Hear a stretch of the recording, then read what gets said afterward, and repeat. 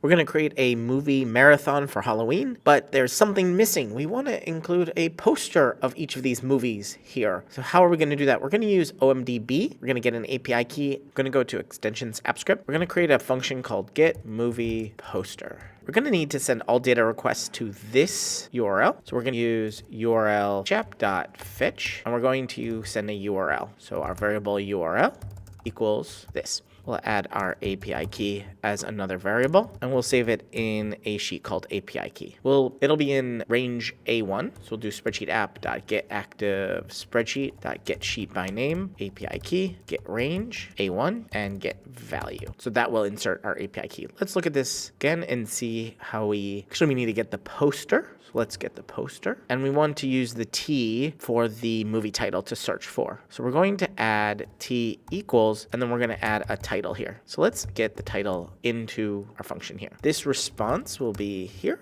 We will do variable JSON equals JSON.parse response.getContentText. And let's return this JSON and see what we get. So we'll go here and we'll go equals getMoviePoster.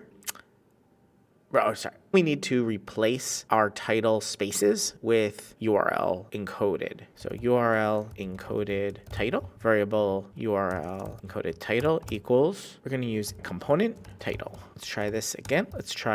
We're going to try this with just the OMDB API. We just want to return the response to see what we get. Let's get the content text, and it's all of this stuff. So we use JSON.poster with a capital P, and we get an image. And what we need to do is wrap this with an image formula. We're going to allow access, and now we have a nifty poster for every single movie that we have in our movie marathon.